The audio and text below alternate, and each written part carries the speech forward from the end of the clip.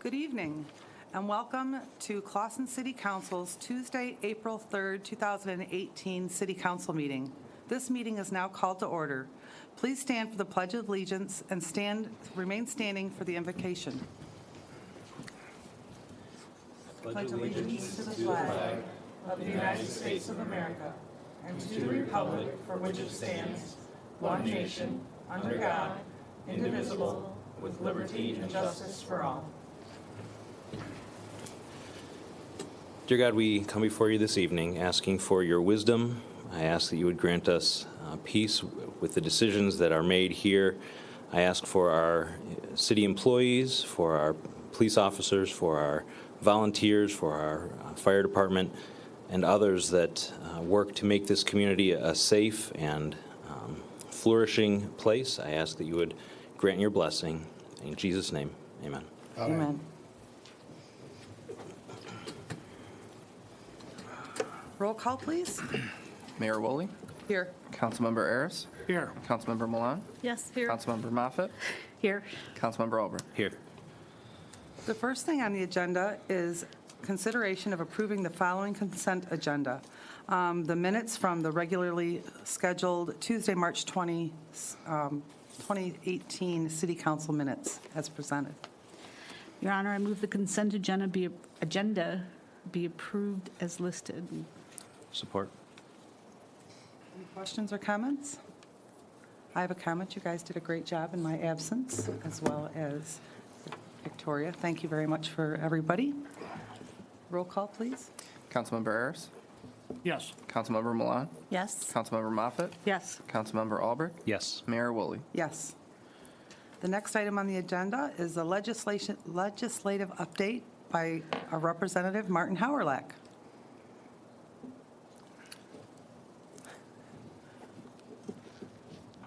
Mayor Woolley, members of the Clawson City Council, how are you doing this evening? Great, welcome. Thank you for Good. coming. Thank you for having me here, and it's pretty wet out there. I managed to rustle up an umbrella in the back seat of my vehicle, which was a sight for sore eyes, because it is coming down. So, it's been a while since I've been before this council, and I think this is probably my first time since the new members have been sworn in.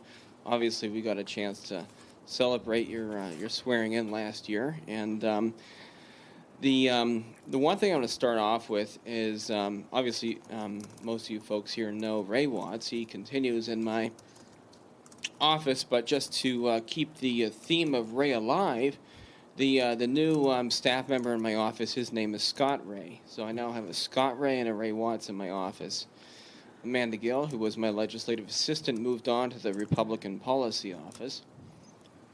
She is sorely missed, but Scott Ray is now into his, I think this is his 4th week now, and he comes from a long experience in the state senate as well as working with the government relations folks over at Central Michigan University. One of the things I find interesting about the legislature is there are a lot of bills that are outstanding. And just to kind of put things in perspective, and I say this because, well, 2 things. One is I really put a whole lot of thought into the number of public acts versus the number of bills that are introduced. But I had always known that the number was low. But I said, okay, well, let me do a little looking around before I come to the council meeting tonight. And so between the House and the Senate, we have over 2,800 bills outstanding right now. And bills are basically what we would call alive for a 2-year period. So we're in the 99th legislature, and the 99th legislature will terminate, if you will, in December, shortly before the end of the year. But there are over 2,800 bills. In 2018, the governor so far has signed into law 58 public acts. In 2017, 163. In 2016, 563, and in 2015, 269. So 18 correlates to 16, election years, final years of the legislative sitting, and 17 correlates to 15. But either way you slice it, we haven't had a whole lot of laws enacted in the 99th legislature. You can look at it as a good thing or a bad thing, depending on whether you think that the state does a good job of creating laws. On a softer note, in April, we have what's called Student Athlete Cardiac Awareness Month, and I'm going to have up at the Capitol the Galeri family on the 11th of April. Some of you folks who've been around the area for a while might remember Randy Galeri and his wife. Their daughter passed away playing water polo. I think it was around 15 or 20 years ago. I'm starting to date myself here. And so they took it upon themselves to advocate for Student Cardiac Athlete Awareness Month, and they provide to schools that are willing to go through the training. They provide to schools the defibrillators, and we've actually been able to save a lot of lives through that. Also in April, we have Black April, which memorializes the fall of Saigon in 1975. We're going to have the Vietnamese American, and these are things that I'm directly involved in, Vietnamese American Association of Michigan up at the Capitol on the 26th of April.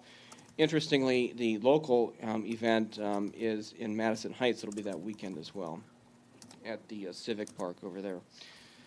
Driver responsibility fees. That was an interesting thing. I don't know if any of you have been subject to that, but certainly we all have constituents who have been on the receiving end of that. And that was effectively a way for the state to raise more money. And in 2005, the legislature and the governor at the time enacted, and that was a bipartisan thing, right? We had a Republican Republican Senate, and a Democrat governor, and I think at the time the House was a Democrat also, so it was bipartisan, and it was a bipartisan mistake too. And but it did raise a lot of money for the state, and it put a lot of that balanced budget on the backs of the poor and lower middle class, and it created a situation where you had a lot of people that couldn't quite get the money to pay the fees, and so they were always a step behind getting their license reinstated. And so we had upwards of tens of millions of dollars of uncollectible fines on the books. And it basically was a ticket on a ticket. Anyway, to make a long story short, we're finally getting rid of and you may have heard this on the radio, April 1st, no more driver responsibility fees. Any that aren't paid by October 1st will be effectively wiped off the books.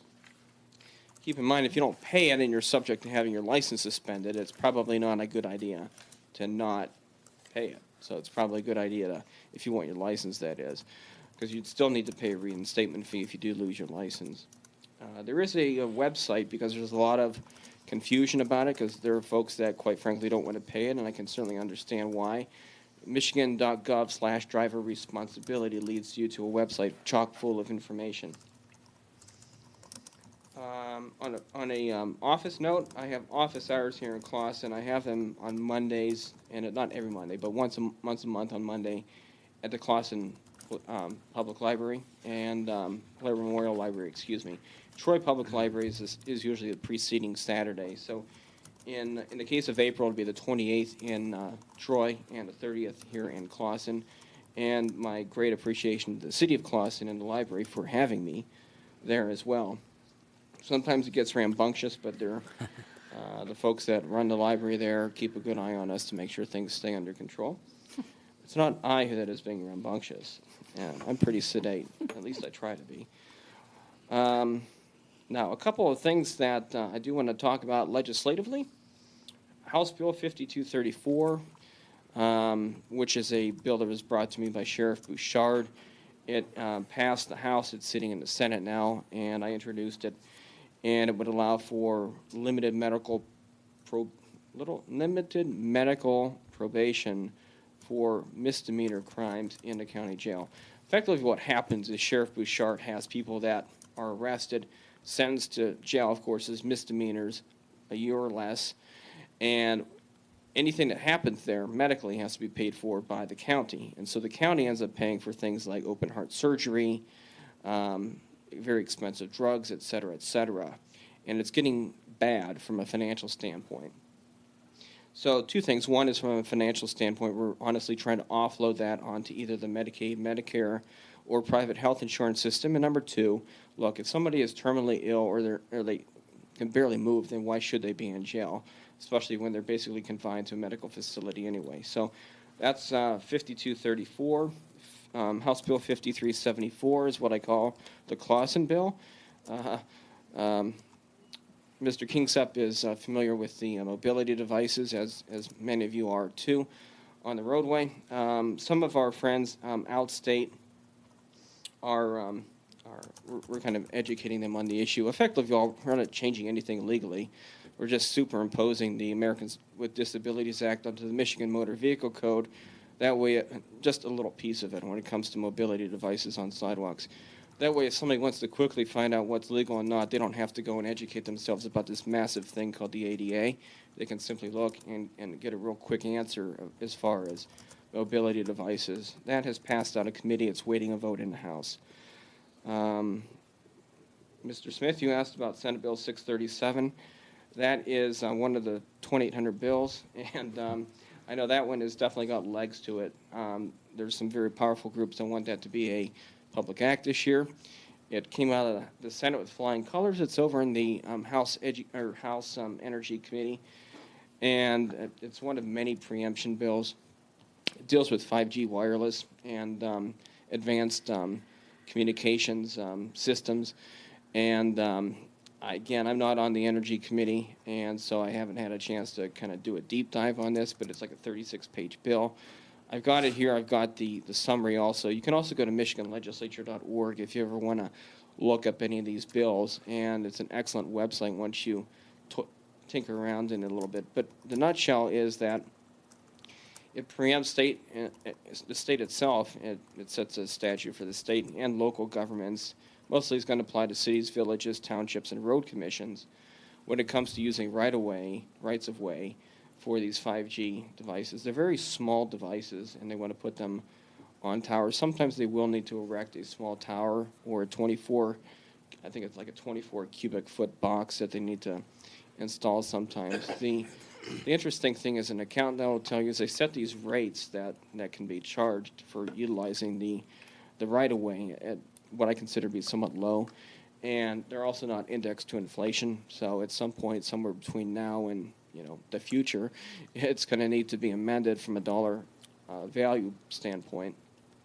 At least I didn't see any adjustments in there for inflation. The merits of it, I know that there's some arguments as to the merits of it. There's some folks that are opposed to these devices in general. I think it's probably going to be hard if you're opposed to these devices to stop them. It really appears to be the fifth generation of wireless communications. Yes. And I've given the council a memo on that, and I would request that if you could help us follow the progress on that because of the time limits in the act. If it's adopted, says that if you're going to adopt any ordinance, it has to be done within 90 days of the signature by the governor in its present text.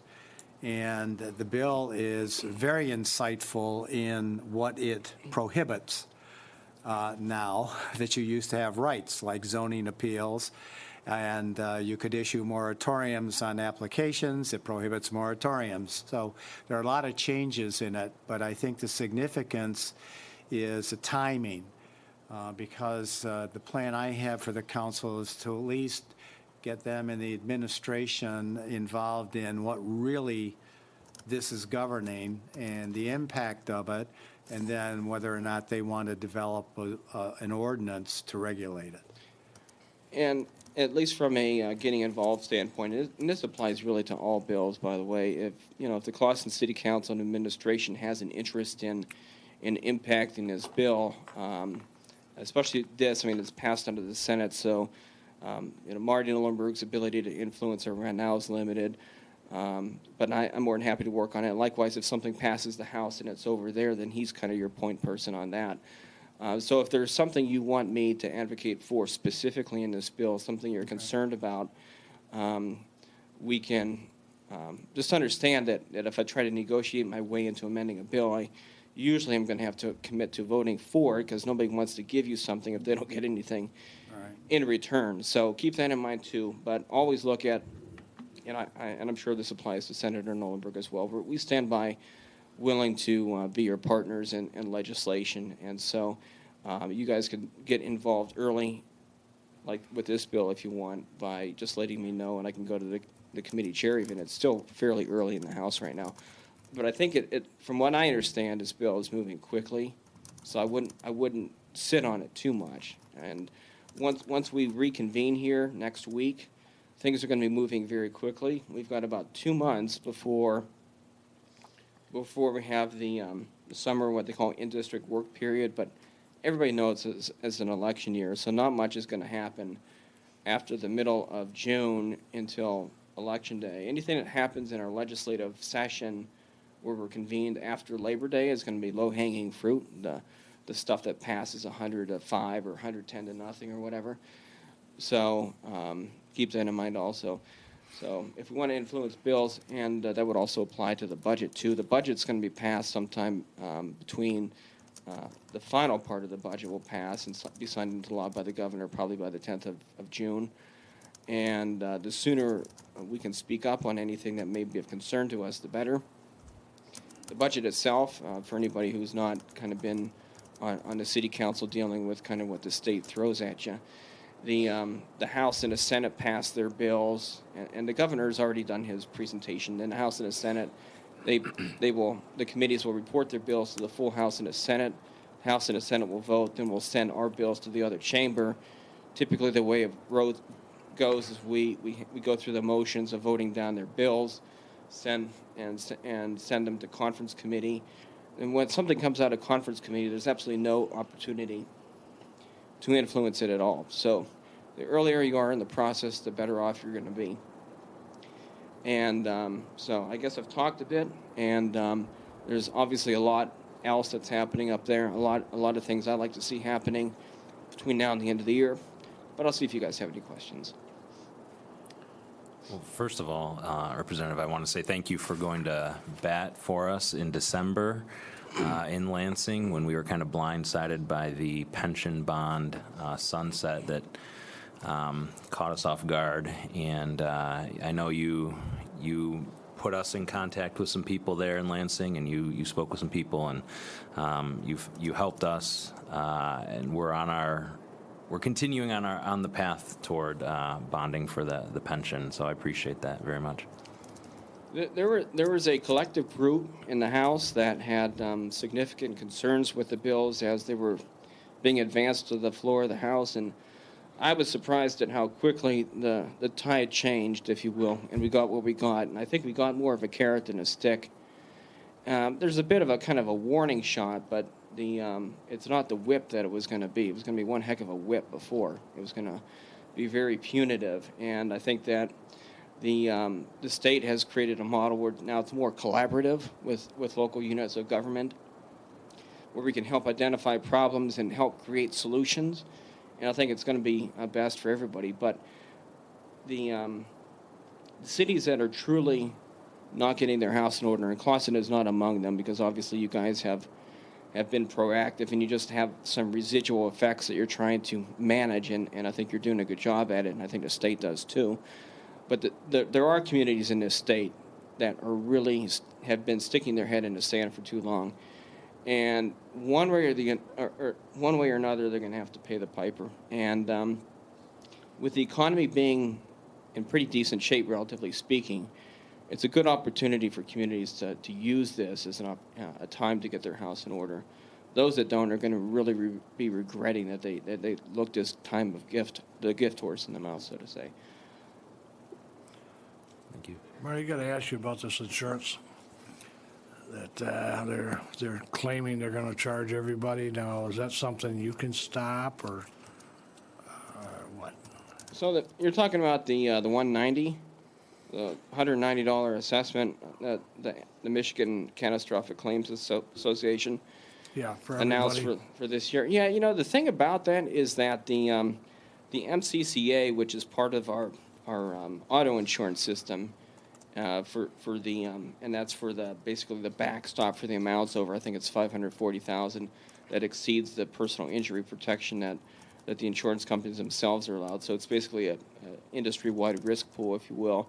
It's set up by statute, and organizations that have governing bodies that are set up by statute are otherwise subject to the Open Meetings Act and FOIA, but the courts have determined that the MCCA is effectively exempt from FOIA.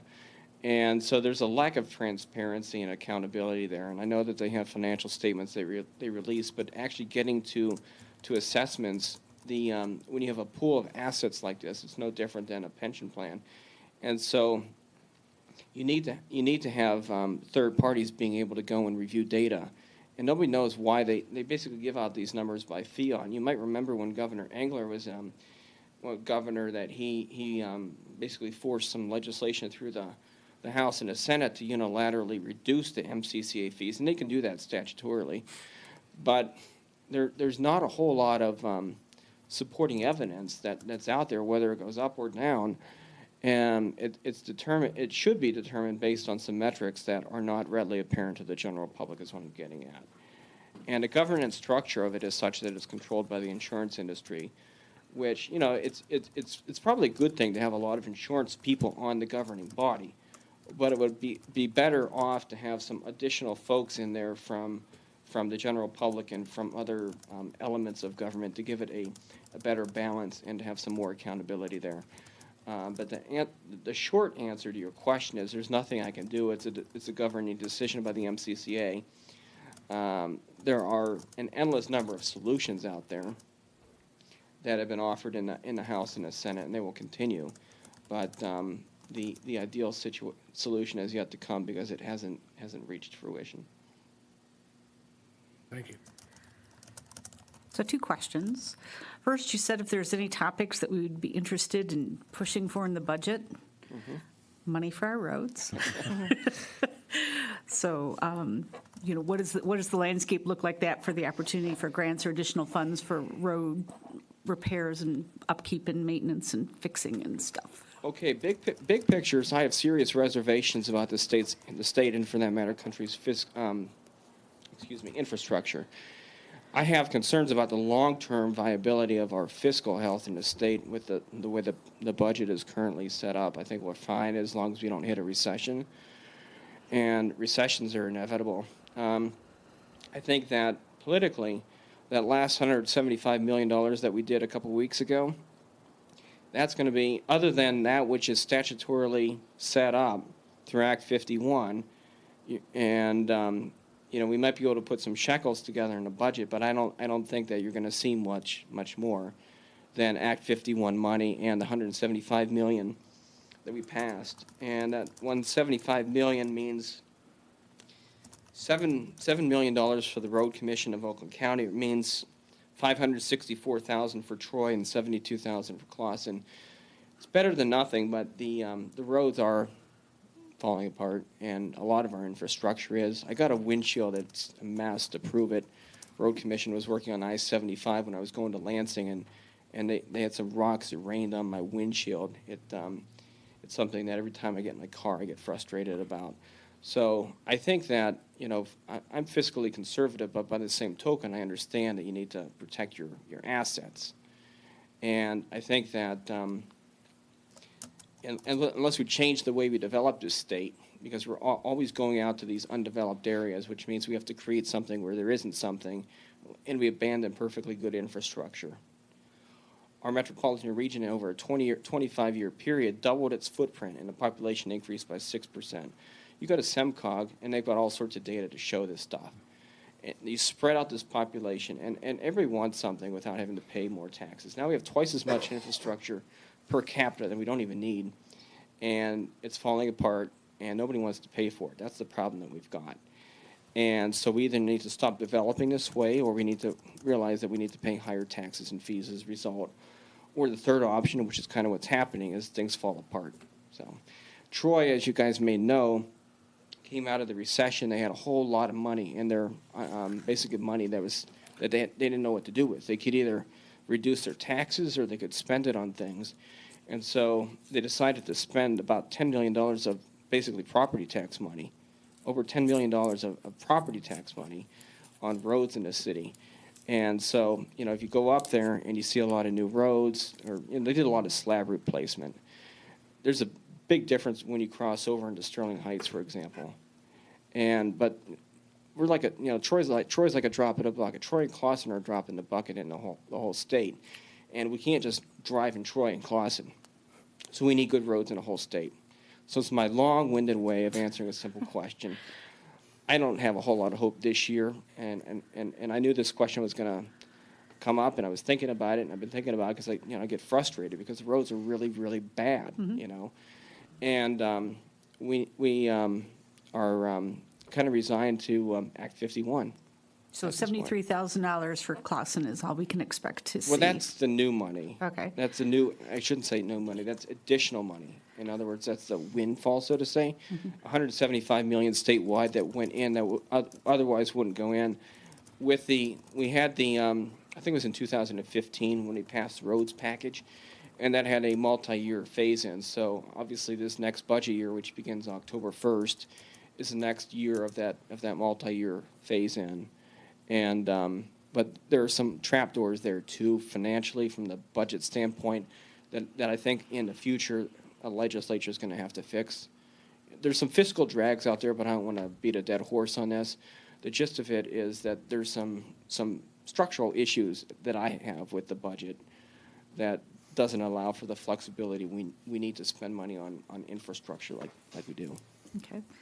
Question number 2, and I apologize in advance because I don't have a ton of knowledge, so I've just heard a lot of noise in regard to some permitting that Michigan passed to allow some different companies to access our waters for the purpose of reselling them. Can you talk about that?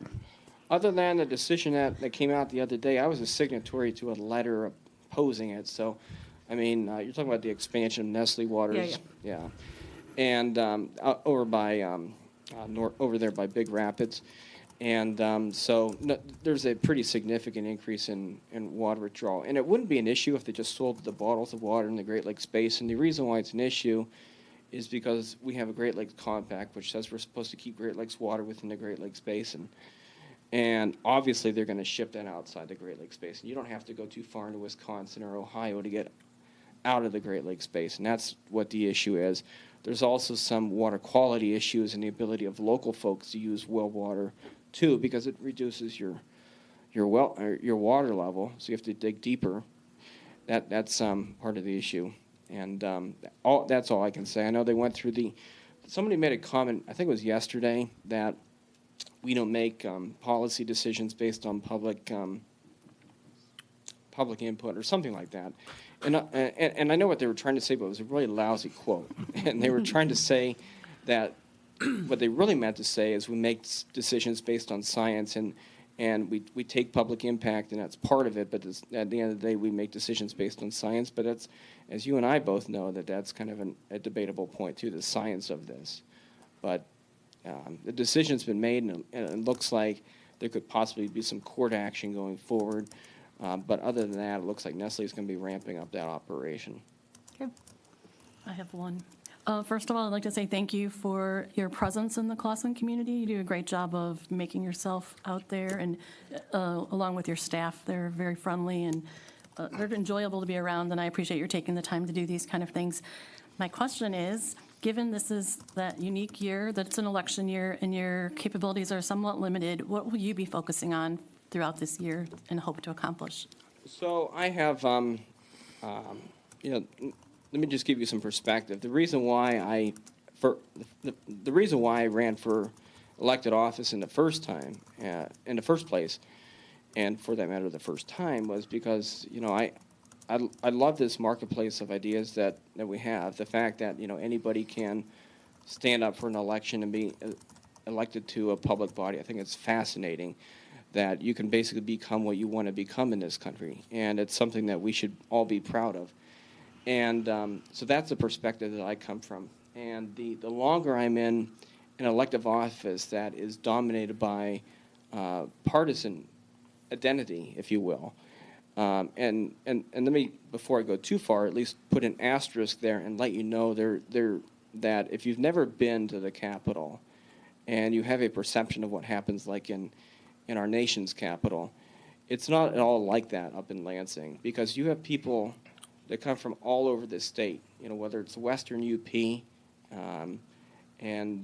or it's from very poor areas of Highland Park or the city of Detroit, that at the end of the day, it doesn't really matter where we come from. It's about what we do when we get there. and about how we interact with each other. It's about building relationships, and we're all going to go back at some point to wherever it is we came from, whatever our profession and career is. And so that's my lead-in to say that, I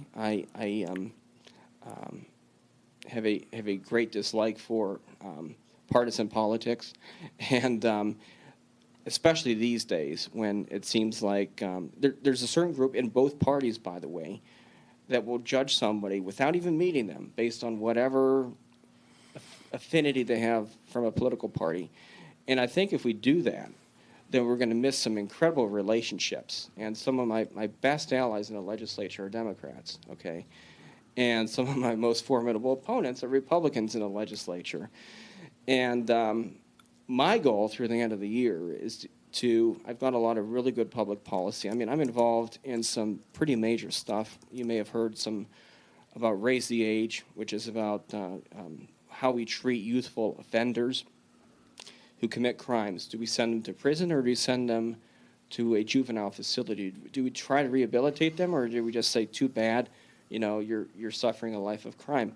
There's a lot that goes involved in that. I mean, it's bogged down right now in some funding issues, so I found myself leading a Raise the Age work group, and it's a multidisciplinary one. I'm co-chairing that with Judge Allen from Midland County, and that takes an incredible amount of time, and it can be incredibly frustrating, but I do see the light at the end of the tunnel. We've got some ideas out there. Short end of the story, though, is that I'm trying to get as much of this legislation passed as I can, or failing that, at least identifying people to carry the torch, if you will, going forward. Some of the bills that I've introduced have been incorporated into other bills, and so they're effectively done, even though they're not public acts per se. Some things were meant to make a point. I mean, I don't take kindly to, and it doesn't matter if it's legislation I agree with or disagree with. There's a constitutional construct in the state of Michigan that says if you put an appropriation in a bill, it's not subject to the right of referendum. Now, I know what the Constitution says, but I don't think that they meant that you could just put a $50,000 rider in a bill to block the public from having a right to repeal it. So the reason why I bring this up is I introduced a bill one time to repeal that section of the law, the appropriation. And I mean, obviously, I have a number of bills that are there to make a point, but I have a lot of bills I want to get advanced. So that's what I'm doing through the end of the year, and obviously trying to minister to constituents. We've had some bills that have been brought to me, obviously, by folks in the Troy and Clawson area, some of which have taken an incredible amount of work to get done, and it's really rewarding to see them, reach the finish line. One in particular, actually got incorporated into somebody else's bill, but it's all about the result. It's not about who gets credit or what public act. Like I said, there are plenty of bills out there, and there are plenty of public acts out there too. Well, thank you. Thank you so much. Does anyone else have any questions? Appreciate it. Thank you. Thank you very much for coming and all of your hard work in Lansing. Thank you. You do a great job. Thank you. Well, the next thing on the agenda is consideration of approving the proposed 2017 master plan for the city of Clawson. On March 13th, 2018, the City Planning Commission passed the resolution to allow the City Council the option to provide their final input. The approval of the proposed master plan by the Planning Commission is the final step for adoption of the master plan, unless this body has any concerns. Greg Elliott is our city planner, and he's here to speak about the master plan. So when we were last here, it was prior to sending this out for comments, which we did. We got a few from surrounding communities and from Oakland County. All seemed pretty positive. I think some of those were in your packet. Councilmember Albrecht was kind enough to do a careful read of the document overnight last night, and we were able to address all those administrative edits that needed to be made and circulated that this afternoon, which some of you may have seen. I personally checked all those edits, and so those should all be done. The Planning Commission, as you said, having conducted their required public hearing, approved of the master plan on, at their March 13th meeting. However, when we've been before you with it before, we've made council aware of the fact that you have a right to assert your authority to approve or disapprove of the master plan. Up to this point, you have not, but the Planning Commission wanted to give you full opportunity to do that if that was your desire, and so they approved it in such a way that they approved of it and forwarded on to you to have your input as you saw fit. And so that's what's before you tonight. If you do want to have the approval authority, then I would suggest that first you assert that by way of resolution. And then if you're satisfied with the draft as it is, with the administrative edits that we made this afternoon, you could approve it. If you have substantive problems with it, then the process would be for you to identify those and send it back to the Planning Commission to make the edits that you feel are necessary. Now, Also happy to answer any questions about it generally. somewhat out of order, because we really should have the motion first to discuss it. Would somebody like to make the motion? What are we moving here? So you suggested a resolution asserting authority to approve or disapprove of the master plan, is that If correct? that is council's desire. Your Honor, I move that the city council be granted the authority to approve or disapprove of the master plan. So say aye. Oh, Support. Roll call, please.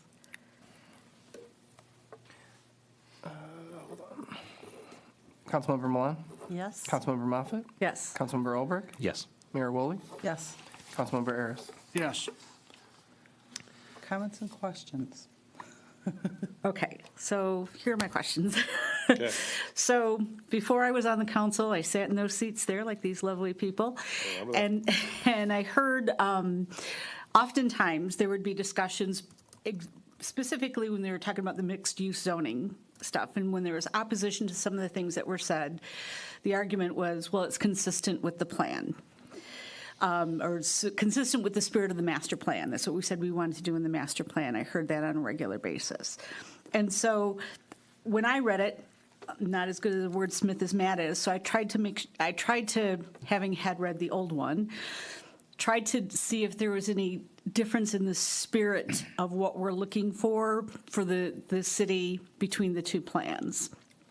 And I just had some questions, and this could be not things, but looking at page 11, So if you could, my draft is not the very last one because well, I did not Paula want was to. so kind as to print it out, so I can read to you the Yeah, so if you could question just that I had. identify the Yep. section that we're dealing So with. we're talking about land use implications, and the sentence that drew my attention was the changing population distribution and household size is likely to lead to a demand in a greater variety of housing types for Clawson residents.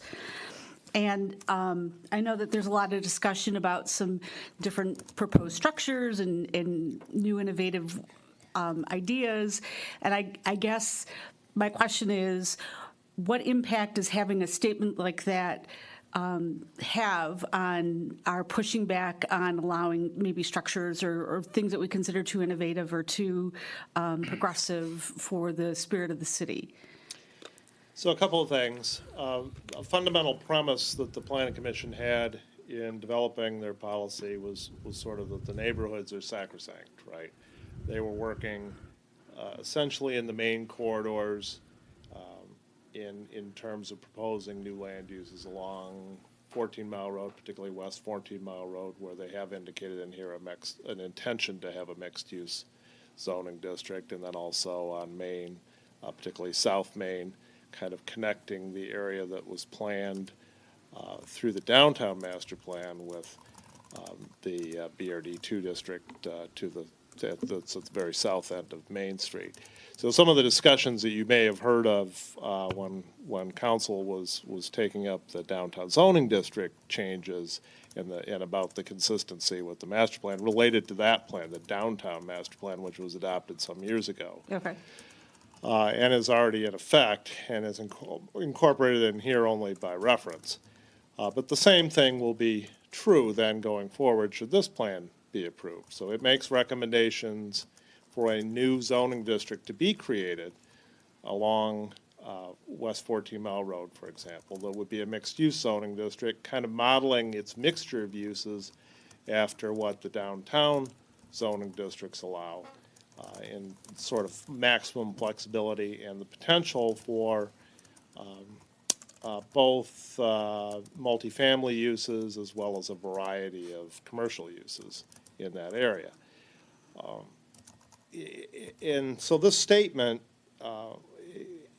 supports the idea of allowing that variety of housing within that area.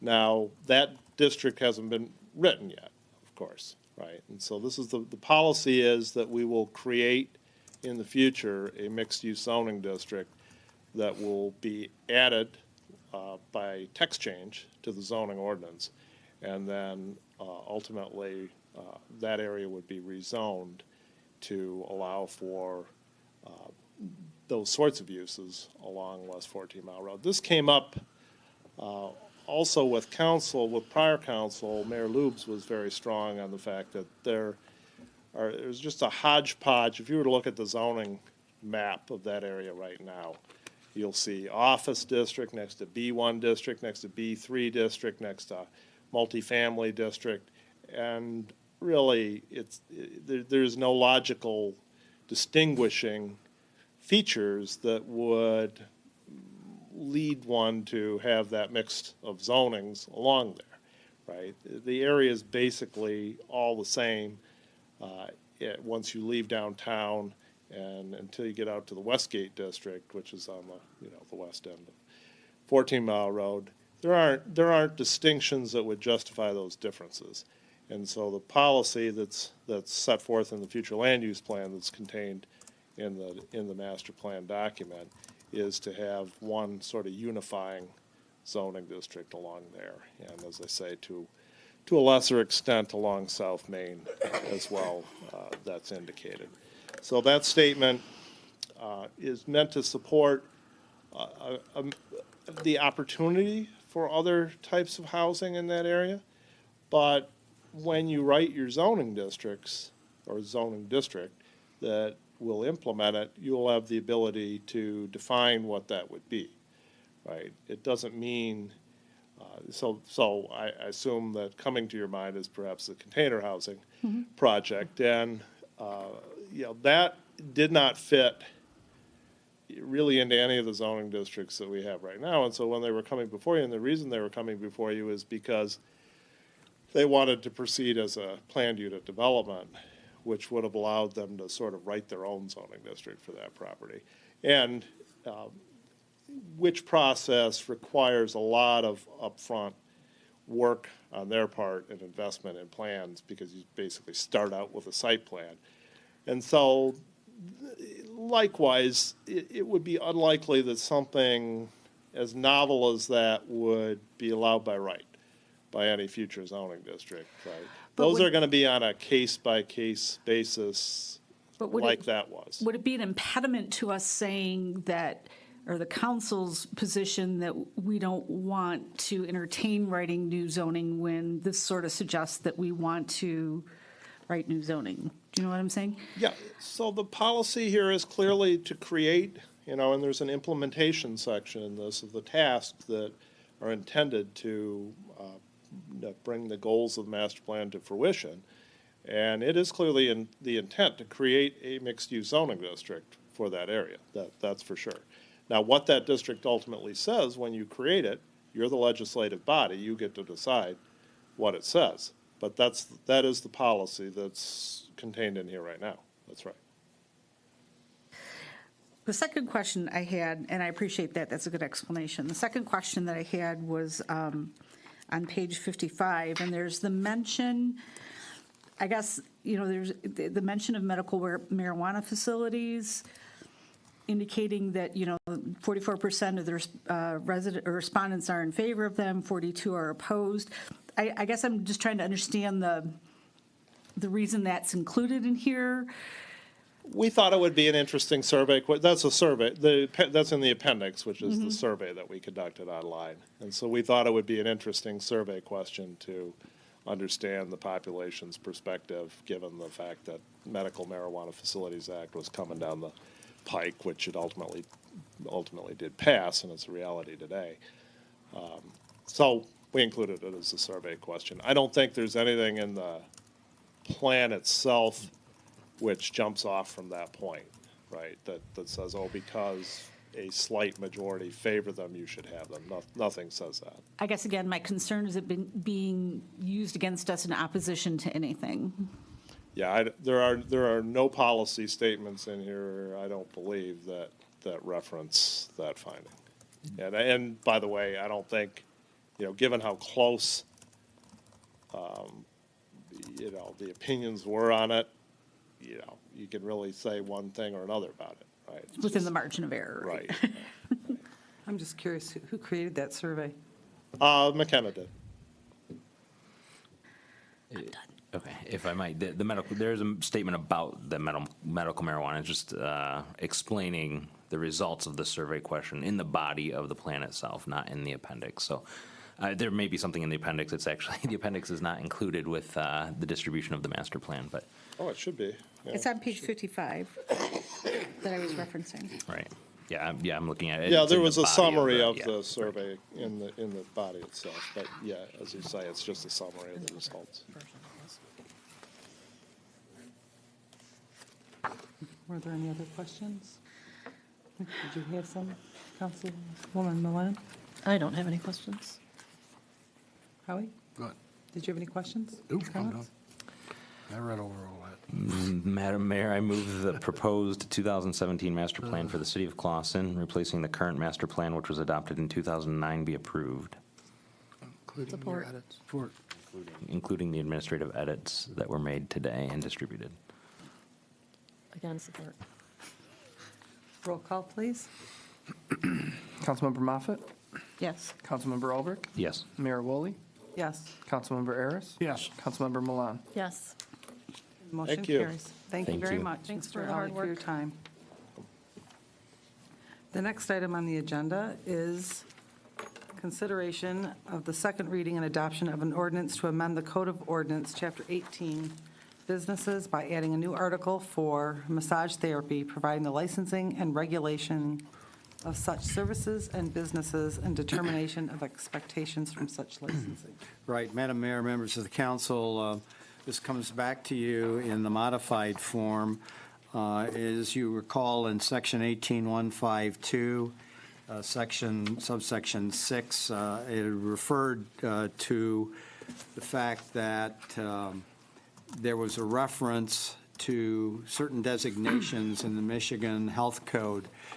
And I cited a section, and that section has since been repealed. And because the health code is a rather copious document, which is revised periodically in its entirety, I decided to delete that section and indicate that anything referenced herein that is not intended to be a part of the Michigan Health Code as it relates to similar activities under a different designation that they apply in that act. So there's that distinction, that the definition of massage therapy in here stays here, is not incorporated as any redefined text in the Michigan Health Code. So that's with that change.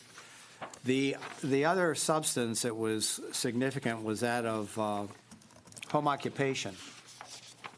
I gave you a memo on that with a recommendation, and in looking at all the sections, it is clear that you have one section in definitions that clearly defines what home occupation is.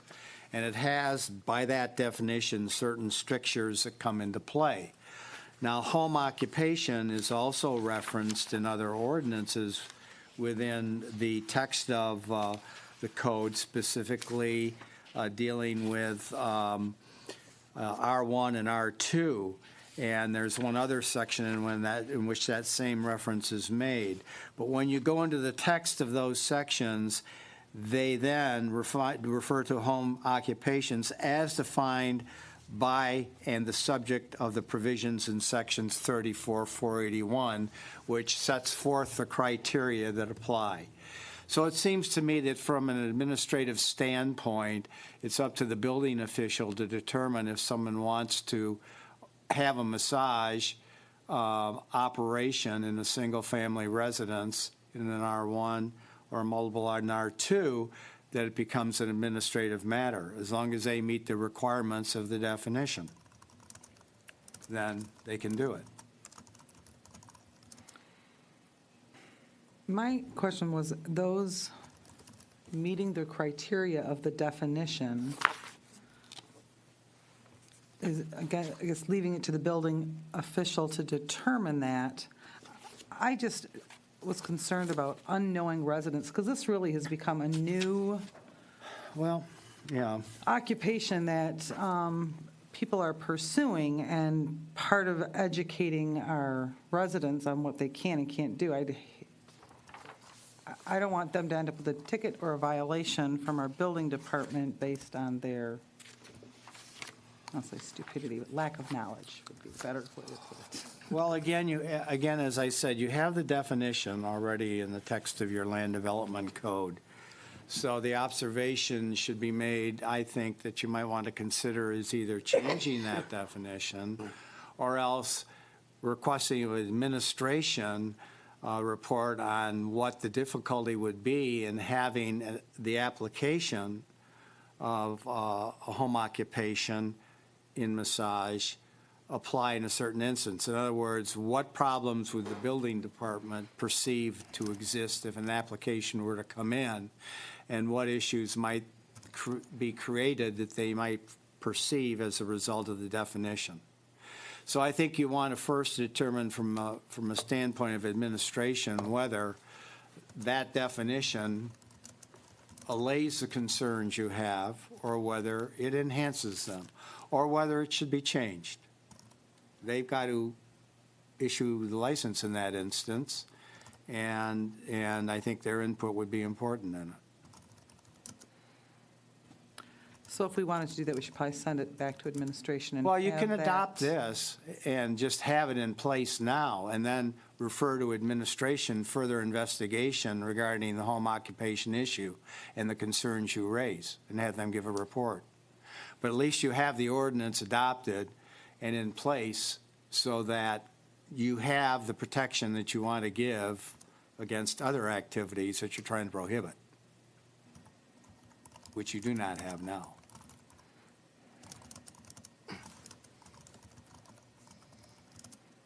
I think we had to Questions adopt or it a now. motion? Yes, no? Get it over Mr. with. Elvis, would you like to step up to the mic and weigh in? Oh, Mr. Albus from our building department. I have not been consulted on this ordinance. The last time I believe I talked to John was making sure the massage people were licensed as opposed to registered. The state of Michigan used to just register them instead of license them. I think that was our last discussion on it. The definition of home occupation has been in our ordinance for a long time. I've been waiting to change the ordinances for a long time. Now that we're through the master plan, we can look at that. But this is something that's caught me off guard, so. Sorry, but thank you, and I appreciate the fact that you came to the mic. Thank you.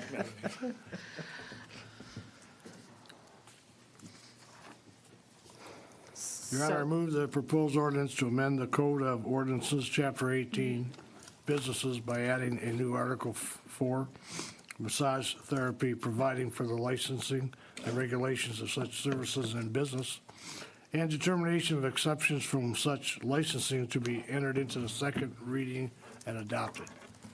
Support. Any further comments or questions? Well, I guess I was just going to say that perhaps we can vote on this, but then also ask that at the next council meeting or the next earliest opportunity, there's a new proposal for the ordinance or some language around that for us to look at. Would that be The that? home occupancy. Is there any urgency in doing it today? Could we Right. not give Jim 2 weeks to Well, the next investigate council his meeting, sandbar? yeah, And then do it yeah. all at one time as opposed to adopting this now and adding to it? Well, because he was saying the protections, this provides us the protections. Was it an You may imminent want to just danger? indicate that at the appropriate time, a report come from administration to you.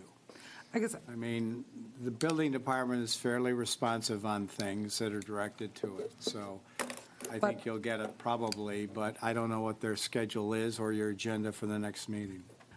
my thought on this is unless there's some urgency, I don't know why we don't make sure it's done right the first time instead of passing it and then have to go through all the hoops to undo what we've done without thoroughly thinking about it. So I would like to ask administration to meet and to tweak where appropriately and postpone the decision or the additional readings later on. With me. But the tweaking would happen in a different ordinance, the tweaking. Well, I don't know. Oh, okay, so you It got- could. It could be a different ordinance under definitions of the home occupation as well. That might be expanded And upon, incorporated into as this opposed to one. doing anything in here. Or it could be incorporated in here. I mean, they got to make a determination that they feel comfortable with. Yeah, I would prefer to see us have some of those ducks in a row before we, Then Before if we you pass it. want to do that, then I would suggest you postpone this to maybe the first meeting in May, Yes, or second please. meeting, so whatever. there's a supported motion So here. how do we How do we make undo sure- that? The person who moved it can reconsider. Yeah. That would be Howie. Yes. I believe So you want me to originally take moved back, Say psych. Fingers all crossed. right, take back what I just said. You want to do it differently? That's fine. Just Feeling postpone. Make a it. motion Make a motion to, to table it till, No, no, take- All right. no? postpone. Make a- Postpone, sorry, I do that all the time. Postpone, postpone. table's bad. But we're I will- still going to have to go through it. The Add first to it. meeting in May. I will tell you, there was a business that did call in that, surprisingly enough, the timeliness question that is, I don't know if they've talked to you yet at the building department, but they do want to open a massage business. Don't know where. They just kind of question us because they knew this was on the agenda. And they were wondering the timeliness of when it's approved, when it's effective, and all that stuff. Just FYI. What ends up being the timetable for us postponing this till the first week in May and when you can officially, It's 10 days after the effective date is. So if you approve it on a Tuesday, I would get it published in the paper Thursday. So 10 days, whatever that is, then it's effective. And it's, so it's essentially, it'd be 4 weeks from now, a little less than that. yeah. Or they're talking about Pardon me? they're talking about postponing it until 2 meetings from now. Yeah, you were Like saying this May is the 1. first week in April. We have one more meeting in Possible April. to do so- it the next meeting? I say we postpone and we optimistically think we can have it addressed at the next meeting and back in front of council, if possible.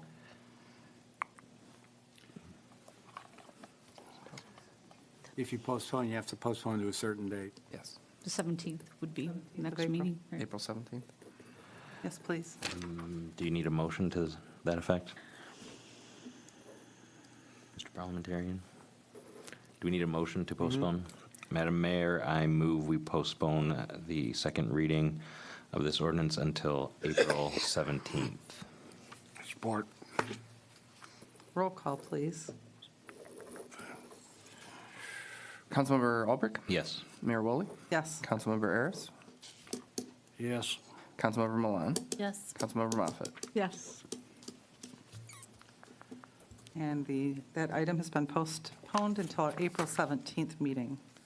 The next item on the agenda is consideration of approving a resolution authorizing the issuance of 2018 Michigan Transportation Fund bonds for the purpose of paying to acquire and construct improvements along 14 Mile Road from Washington Avenue easterly to Bellevue Road and along Main Street from Gardner Avenue northerly to Broadacre Avenue, including resurfacing, drainage improvements, repairs, and signal installation, together with all related appurtenances in the city of Clawson. I believe that Mr. Drinkwine, are you here to speak of that, or is Mr. Pollock here to speak of this? If you had specific questions, Mr. Drinkwine is here to address them. In a nutshell, this is essentially how we're going to pay for our resurface project that is going to be happening very soon. I know. It is scheduled to begin less than 2 weeks, weather permitting. I know that there was some conflicting information about the cost of this project. I know the grant funds are available because we are matching, but I wonder if somebody might be able to speak to that. I suppose that somebody might be me. Good evening. Good evening. Thank you, Mr. Drinkwine. for From being my here. understanding, I wasn't here at the meeting where you approved I believe it was a resolution pertaining to the signing of a contract with the state of Michigan, DEQ, or not DEQ, MDOT, I'm sorry, deal with so many of them. At any rate, the bottom line is the numbers that you saw in that agreement are for construction only. When you get these grants, they do not cover engineering, design, inspection, testing, and so on. So the number you saw, I mean, it wasn't, and I wasn't a part of that process, it wasn't with the intent to mislead anyone. It was just merely stating that that was the cost of the construction. The additional amounts that you see on there, and I believe that the city manager provided you with that information recently, shows the additional dollar amounts total that is expected to, for this project to go through. And again, one thing that you need to look at is what it says on all of those documents is that they're merely estimates. They're pretty close, and they always have been, but that's the way it works. They're estimates for both the construction and as well as for the engineering costs. Is it standard operating procedure to not involve the city engineer? You said you weren't involved in this. I wasn't part of the communications, I guess I should say, between the city manager and the council. Understood. Thank you. That's what I'm saying. Thank you. So I was unaware of what documents you actually got. Gotcha. So what is, did anybody say out loud here, the number, the total cost for the project? For the total cost of the project, the city's portion, Sure. total What do cost you of the got? project, now I have to get my glasses on, I'm showing my age here. Total cost of the project with the bid that was just received and awarded through MDOT, because you have to understand also that these projects are actually bid by the state of Michigan. The contract is awarded to the lowest qualified bidder by the state of Michigan, and then they hand it off to us. But the total cost of the project is $1,593,448.48. Again, that's an estimate. Out of that, the city's estimated portion of that is $777,230.98. Something to keep in mind that's a part of this overall number is there's a almost $122,000 contingency number that's incorporated in that to basically cover any costs that are unforeseen, something that we run out or run across, whatever. Historically, we have actually, I think, come in under the estimates, whatever, on these projects, West 14 Mile Road, North Main, and so on. But the total estimated cost by Clawson for the uncovered, so to speak, whatever, expenses in the project are $777,000. We're also using grant money from Oakland County as well for part of this project, correct? They are, and in fact, there is additional money that I've got to get the paperwork in by the end of this month because they're doing this, I don't know why they call it an annual pilot program. I think after the first time it's not pilot anymore. But there's an additional amount, I think it's in the area of $19,000. And to help offset our expenses in this, I am asking to use that $19,000 on this as well. Last year, we rolled over the $12,480, I think it is, into this. So we're using the combined numbers to, again, offset this. Thank you for filling out all that grant paperwork, because I know it's a lot. It's fun. What is the number on the grant area? You got it in front of you? Pardon me? The estimated amount of the grant that we'll get? The actual grant, well, that's something that fluctuated a little bit, which is kind of interesting, because the original amount, I'm on the Federal Aid Committee for Oakland County that basically decides who gets what for the different communities and for the county. And according to what we were originally going to get, for what we applied for, was a 60-40 split. And that kind of got twisted a little bit along the way. And the bottom line is that we're actually getting more money than we originally asked for, which is a good thing. Again, then the cost went up slightly. Just to give you an idea, if under what we applied for and what was originally agreed upon, and the cost that actually came out in the bidding procedure, our portion would have been $813,000 instead of the $777,000. There was a time where you saw $650,000. It's floated all over the board, but these were all estimates. This whole process started like in 2015. We actually received the grant in 2016. This work should have been done in 2019, but due to some moving around of funds within the county board, whatever, we had the opportunity to move forward and move it up to 2018. And it was my recommendation at the time to Mr. Pollock that we do that, because there's always some uncertainty that you get to the finish line and suddenly you're ready to go and they don't have the money. So there's another catch to this that I feel this is really important, is that the criteria in which you go after this funding now is really changed. The county now gets approximately 70% of all funding that comes into the county, and the other 30% gets divided up amongst all the other communities. If we were to go after this project today, in the upcoming year for funding, we wouldn't qualify. The way it's set up now, we wouldn't get a thing. And secondly, we wouldn't be allowed to do what we're doing. We would now be required to totally gut that entire downtown and reconstruct it. So you could tack another $2 to $3 million minimum on top of that. So this is an opportunity that we had to go after. It, timing-wise, worked out perfect, because we would not be looking at another opportunity for a long time to come. Thank you. And we look forward to having a smooth 14-mile in Maine. I think that once it's done, it'll be really nice. There will be some inconveniences. Again, we have the informational meeting here tomorrow night in the council chambers. I hand circulated the notices to the businesses that are all bordering that area. If anyone wants to come take a look at exactly what the scheduling and so on, feel free to do that. Thank you. And just from a funding standpoint, I gave, I think it was a 7-year estimate for major and local streets, just to show how we would pay back the bonds. I have the numbers in front of me that they did create back. Representative Howrlack mentioned the increase in funding from the plan. The 2015 funding that we got was $688,000, and by 2021, our funding is estimated to be over $1.1 million. So another $500,000 in funding over the next 5-6 years. So that's all the additional funding. That'll all help. And then the $72,000 that we're getting, I think it'll come in the payment that we get in May. Will also be additional funding that we didn't have budgeted. So that additional funding is certainly going to help pay for the MTF bond that's on the agenda. And Mr. Pollock, I would hope that future proposals would contain information regarding the entire cost of the project. Yeah. It was, timing-wise, it was unfortunate because I was not at the meeting as well. I was on vacation. And I think Mike took the original bond document and sent it to council. And Harry and I weren't aware that that document said our share was less than $400,000.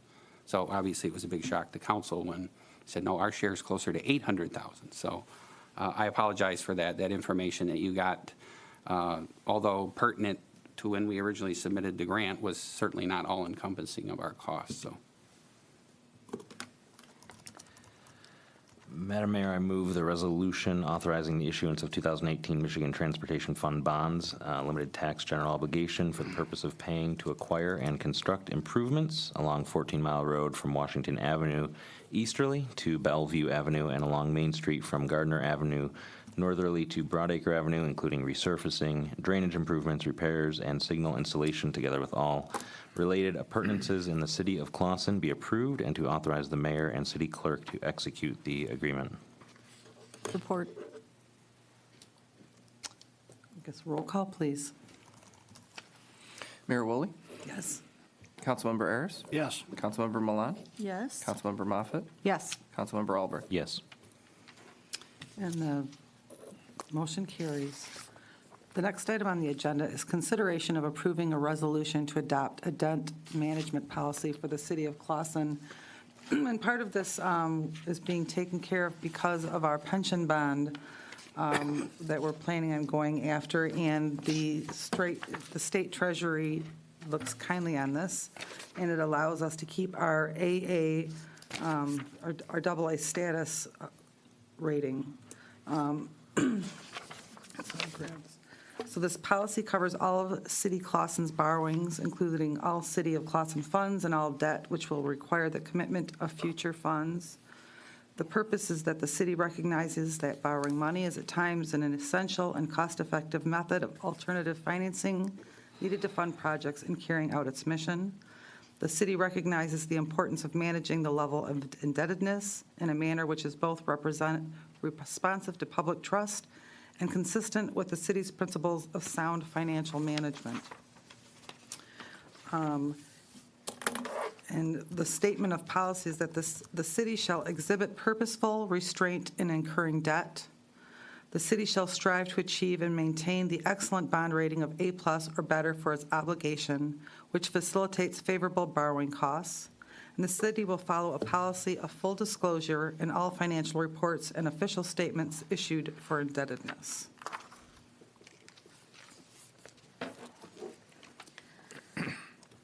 Your Honor, I move the resolution to adopt a debt management policy for the city of Clawson be approved. Support. Are there any comments, questions? Anything you'd like to add, Mr. Pollock? The bond rating call is this Thursday at 4 o'clock, and it's a real exciting hour of conversation about numbers. And but I commend Standard & Poor's. They did agree to allow us at a lower fee get ratings for all three of the bonds, the sidewalk, the pension, and the Michigan Transportation Fund bond. So they agreed to do this all in one rating call rather than doing three separate, which saves us time and money. So I appreciate them doing that. But that call will be this week, and we anticipate it will maintain our AA- rating or better, and that is a qualification for the pension bond. So, and the debt policy will be another thing we could submit to Standard & Poor's to show that we're being responsible. So that will help. Did we do roll call? Are we done with that one? Okay. Councilmember Ayers, Yes. Councilmember Milan, Yes. Councilmember Moffett, Yes. Councilmember Albrecht, Yes. Mayor Woolley. Yes. And the motion carries. The next item on the agenda is consideration of a proclamation recognizing April 8th through 14th as National Library Week in the city of Clawson. And I'd like to read the proclamation. Whereas libraries are the heart of their communities, campuses, and schools, and whereas librarians work to meet the changing needs of their communities, including providing resources for everyone and bringing services outside of library walls, and whereas libraries and librarians bring together community members to enrich and shape the community and address local issues, and whereas librarians are trained, tech-savvy professionals providing technology training and access to downloadable content like ebooks, and whereas libraries offer programs to meet community needs, providing residents with resume writing classes, 24/7 homework help, and financial planning services to teens applying for student loans to older adults planning their retirement. And whereas libraries continuously grow and evolve in how they provide the needs of every member of their community, and whereas libraries, librarians, library workers, and supporters across America are celebrating National Library Week. Now therefore be it resolved that I, Deborah Woolley of Clawson, do hereby proclaim National Library Week, April 8th through 14th, 2018. I want to call Jenny to the stand. Jenny's our librarian, and her staff do a fabulous job. Thank you for all of her amazing work and great programs that she offers. For those that didn't attend the State of the City address, Clawson's little secret library had over 96,000 visitors last year and checked out over 90,000 items. And so her staff was very busy. Yes, very busy. So yes, National Library Week is coming up. We're very excited, but really we're not going to stop at the week. We're going to celebrate the entire month because really that's just how we roll. So some of the events we'll be having for the kids, we'll be having the music lady Beverly Mayer come for a family concert, and that will be on April 21st in the morning, where there'll be singing and dancing for everyone. Well, not everyone, but yes, for anyone who wants to. And then we'll have Pause on Wednesday, April 11th at 4:30, and that's where we bring in therapy dogs, and the kids can sit and read with the dogs for about 10 minutes or so. And I sound like a broken record, but I must say I've seen beautiful readers come from just sitting from non-judgmental dogs. So it's very nice. And then we will be having our summer reading bookmark contest, and the kids can design bookmarks for the summer reading program. And the theme this summer is Libraries Rock, because we all know they do. For adults, we'll have our Wednesday afternoon book club, which the title is I Will Send Rain, not for today, but the title of the book. And we'll be Skyping with the author. So that's kind of cool. Yeah, sometimes we can get the author to come and Skype with us. So we're very excited about that. We'll be continuing to have our coloring program on April 25th at 6. So that's when we have all generations, because that was one of my goals of having multi-generational programs. So we'll have young people and old people and middle-aged people come and color together, and that's a great deal of fun. And then our big thing, of course, is our spring book sale, and that's from April 14th to the 21st. And we'll have our preview night on Friday the 13th. Don't be alarmed by that. But yes, so if you're a friend or you want to become a friend, you can come and have a sneak preview of what is going on. So yes, we are very, very busy, but that is a very good thing. And we are very fortunate to have so much good support from our community. So we are grateful for that. So thank you. Thank you very much. Thank you. Madam Mayor, I move the proclamation recognizing April 8th through 14th, 2018 as National Library Week in the city of Clawson be approved. Support? Roll call, please. Councilmember Milan? Yes. Councilmember Moffett? Yes. Councilmember Albrecht? Yes. Mayor Woolley? Yes, Councilmember Ayers? Yes. and the motion carries. The next item on the agenda is consideration of a proclamation recognizing April 24th, 2018 as General Federation of Women's Club Federation Day and celebrating the GFWC Clawson Women's Club 50th anniversary in the city of Clawson. Did want to share a little bit. I saw on our Clawson Historical Society website that in 1903, the Improvement Club, later called the Clawson Literary Society, organized, and their objective was to improvement in the community. At first, they planted flowers around the railroad station and found other ways to spruce up the town. And in 1920, the club changed its name to the Clawson Women's Club. Today, it's known as the General Federation of Women's Clubs Clawson and is the oldest civic operation in the city. And so that's quite an accomplishment that they've been active for 50 years here in town. Would like to read the proclamation. Whereas GFWC, Clawson's Women's Club, formerly known as GFWC Clawson's Junior Women's Club, a member of the General Federation of Women's Clubs, and its members have enhanced the citizens and community of Clawson through their commitment to the volunteer service, including sponsoring the 4th of July Kitty Parade, Santa Lunch, also supporting the Clawson Goodfellows, Clawson Historical Museum, Blair Memorial Library, Clawson Youth Assistance, Clawson High School Robotics Team, Clawson Food Pantry, Clawson Lions Club, Car Show, Trick or Treat Trail, and whereas more than 100,000 members of the General Federation of Women's Clubs donate on average more than $30 million and nearly 10 million volunteer hours to more than 250,000 programs and projects benefiting their local communities.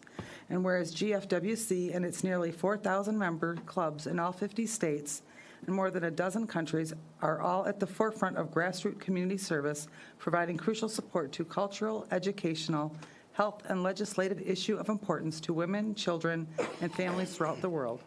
And whereas GFWC Clawson's Women Club is celebrating a milestone 50th anniversary of serving our community, and now therefore be it resolved that I, Deborah Woolley, Mayor of Clawson, and the Clawson City Council call on the citizens of Clawson to recognize April 24th, 2018 as GFWC Federation Day and to join celebrating their 50th anniversary. So, that's one. Madam Mayor, I move the proclamation recognizing April 24th, 2018 as GFWC Federation Day in the city of Clawson be approved. Support. And I gotta say, them girls do a lot of work. Roll call, please. Councilmember Moffett? Yes. Councilmember Olbrich? Yes. Mayor Woolley? Yes. Councilmember Ayers? Yes. Councilmember Milan? Yes. Unfortunately, I missed my proclamation printout of our next item, which is proclaiming that Friday, April 27th is Arbor Day here in Clawson. And that proclamation states, I have. thank you. Otherwise, it's much too small. Too small. Whereas in 1872, J. Sterling Morton proposed to the Nebraska Board of Agriculture that a special day be set aside for the planting of trees, and whereas this holiday called Arbor Day was first observed with the planting of more than 1 million trees in Nebraska, and Arbor Day is now observed throughout the nation and the world. And whereas trees reduce the erosion of our precious topsoil by wind and water, cut heating and cooling costs, moderate the temperature, clean the air, produce oxygen, and provide habitat for wildlife. And whereas trees are a renewable resource giving us paper, wood for our homes, fuel for our fires, and countless other wood products. And whereas trees in our city increase property values, enhance the economic vitality of business areas, and beautify our community. And whereas trees, whenever they are planted, are a source of joy and spiritual renewal. And whereas the city of Clawson has been recognized as a Tree City USA and desires to continue its tree planting practices, the National Arbor Day Foundation recognizes Arbor Day as Friday, April 27th, 2018. And now, therefore, let it be resolved that I, Deborah Woolley, Mayor of Clawson, do hereby proclaim Friday, April 27th.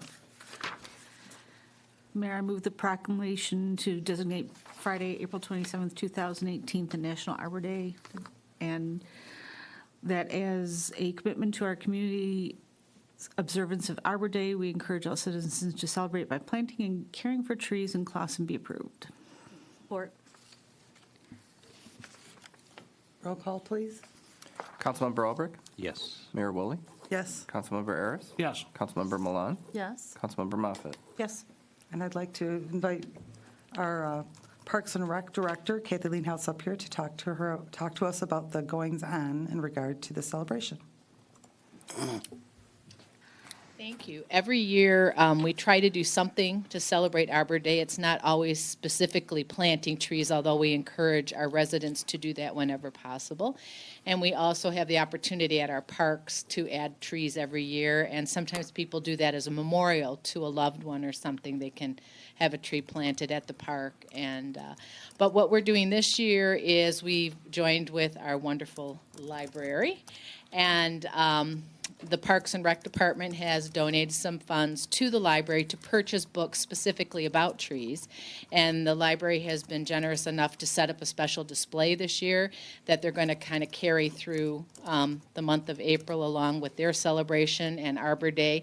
So there'll be some new books and some old books, but all about trees and caring for them, what they can do, children's books about trees, and just so we can always remember how important they really are and not take for granted how much they add to our lives in so many different ways. So if you get an opportunity to stop by our wonderful library, you'll also get to see our celebration of Arbor Day as well. So thank you. May I say one thing? I would like to also credit the Planning Commission with their work on ensuring that it's Arbor Day pretty much every day there's a meeting, because they're very good about ensuring that the tree and shrubs and flowers are maintained the way that they're supposed to be on the drawings, and that's no small feat. So congratulations, team. Absolutely. Trees. Absolutely. The next item on the agenda is the list of bills. Madam Mayor, let's pay the bills. Support.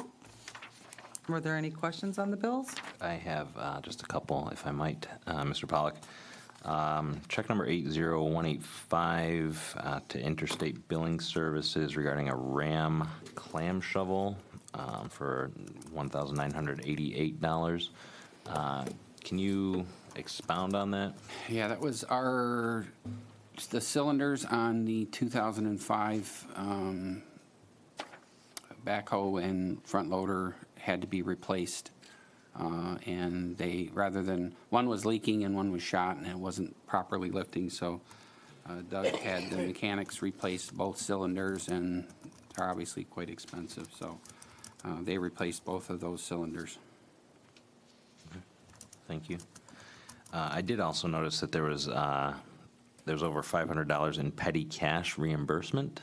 Yeah, and we have, the treasurer's office has petty cash of about $375, and I checked with Stacy. She replenishes that on average about every 2 months. She takes receipts that are required. We generally try and keep any expenses $50 and below for petty cash that someone might turn in. And at the same time, Kathy had turned in for the senior center, they have about a $230 petty cash as well. And timing-wise, they just so happened to turn in receipts at the same time, so it looked like a lot of petty cash was spent. But more than likely, again, it's over a 2 or 3 month period that happens. Thank you. Roll call, please. Mayor Woolley? Yes. Councilmember Harris? Yes. Councilmember Milan? Yes. Councilmember Moffett? Yes. Councilmember Albrecht? Yes. Next up is the city attorney's report. Yes, Madam Mayor, members of the council, just one observation, and that's regarding the Senate Bill 637, which is known as the Small Wireless Communications Facilities Employment Act. You've heard the representative indicate it's on the fast track. I'm going to enunciate publicly. I gave you a report, but enunciate publicly how this act is unique and innovative, I might say, and then ask you to determine whether you want administration to consider the appropriateness of an ordinance to cover it, just to put it in place in timing, since the bill now requires any legislation to be done 90 days after the governor signs the bill. The act, if it's adopted, it provides for specific rental amounts on different components. It provides for a 5% increase after the first 5 years and every 5 years thereafter in the price paid. It sets the amount per component that's installed. You can install up to 20 in a group along whatever route in the right-of-way they're being designed for. There's an entirely new concept, and that is in this planning consideration, you have to look at the equipment, quote, stealth or concealment protection. I mean, that's a new concept, and I don't really know what that means. And you also have to determine whether it fails to meet reasonable, objective, written stealth or concealment criteria for small cell wireless facilities applicable in historic districts or other designated areas. So those are new concepts. Moratoriums, it now provides, for the first time that I've known, that moratoriums are prohibited in the application process. And in a couple of other instances before, where administration has been inundated with applications that they have to process for something, they've been able to impose moratoriums if they have a rational basis for doing so. In this instance, you can't do it, period. You got to operate within 90 days in handling those applications if they come in. There's a standard set up in Section 17 for what a denial must be and what it must contain. There is also zoning reviews. There are certain items that cannot go before a zoning board. There are others which, if they're reviewed, they're now subject to such unique considerations as the applicant's business decision. which is presumed to be reasonable. The applicant shall not be required to disclose information about its business decisions regarding need, service, customer demand, requirements for materials used in the project. So you have these limitations. And then the 90 days after adoption, the authority, and authority is defined as all municipalities, cities, townships, villages, must adopt a process which is non-discriminatory and competitively neutral for handling the requests. Those terms are not totally defined in the Act. So there's going to be a lot of imagination on this. There's one fortunate thing is, and that is any appeals from the administrative body of the authority are not to the Public Service Commission, they're to the Circuit Court of the county in which this is located. So that's good in a sense. But this is definitely innovative legislation. It fulfills a crying need for this type of wireless equipment, which is on the increase being used, and you're going to see a lot of activity. And you know who this is pushed by, it's communications industry. So I can tell you that there was quite a bit of discussion up at the MML conference in regard to this legislation in general, and they felt they worked really, really hard at trying to get some local control, and even as limited as the local control is, there was nothing in the beginning. So they felt that this was the best that they could do. And like they said, they said they worked really hard and a lot of hours went into at least getting this compromise together. So I'll share some of the documentation and things that they shared with us at the conference. Well, so it's in your hands now whether you want to refer to administration to start the process of analysis on the appropriate legislation. I think we're going to have to. So That's all I have. Please review it and give us an update, please. Next item would be the city manager's report. Yes, Madam Mayor, I just had a couple items. There was comments made, brought to my attention by Councilmember Moffett that along Facebook about issues with Tringali, our waste hauler. I did confirm they do still have split trucks which pick up both recycling and waste. A reminder, everybody, yard waste pickup curbside will begin again tomorrow. I think for the most part they've left the yard waste out there, but now the trucks will be around, and those are separate trucks. But they do still have the split trucks that pick up both, so it may appear at times they're dumping your recycling in with your trash, but they are putting it in a separate area of the truck for recycling. With this single stream facility open now, it's even more important that we make sure that the recycling gets there. And then the other issue was on damage, any damage to your bin, your can, your containers. Please call the DPW if something happens. I mean, it helps if you have pictures. And then they will contact the supervisor for Tringali. And oftentimes, if they've damaged your can or your container or your bin, they will pay to replace it. So don't feel like if they do damage, there's nothing you can do. Please call the DPW. They'll just need your contact information, name and address, and they will put you in touch with the supervisor to investigate if you have damage. And then I just wanted to remind again, our budget workshop dates are set. I'll actually get them right this time. They're April 24th, 25th, and 30th, and they'll all begin at 7 p.m. Those are the council budget workshops where the department heads present their budget. That's all I have. Any other questions for Mr. Pollack? Okay. Unfinished business? Okay. New business it is. I do want to say that I was not here at the last city council meeting because I had gone to a Michigan Municipal League conference in Lansing. It was for 2 days. It was very informative. There was lots of great informational workshops, and that all the attendees, to include myself, have access to all the presentations, even those that I did not attend. So I'll be sharing that with council in the link so that everybody can get the information that I had access to. Some of the examples of the workshops that I went to personally were the council manager relations, public engagement and civility in local government, and lead and copper and how the new Department of Environmental Quality regulations may affect our city.